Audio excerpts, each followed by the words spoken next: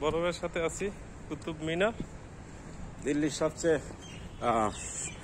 জায়গা আর কি, ঐতিহ্যবাহী জায়গা খাজা বখতিয়ার কাকি মাজার শরীফ। এখানে আমরা সবাই ঘুরতে আসছি। আপনারা সবাই আমাদের জন্য দোয়া করবেন, আপনাদেরকে যেন আরো ভালো ভালো পিকচার দিতে পারি, আরো সুন্দর জায়গা উপহার দিতে পারি। আপনারা সবাই আমাদের পাশে থাকবেন ইনশাআল্লাহ।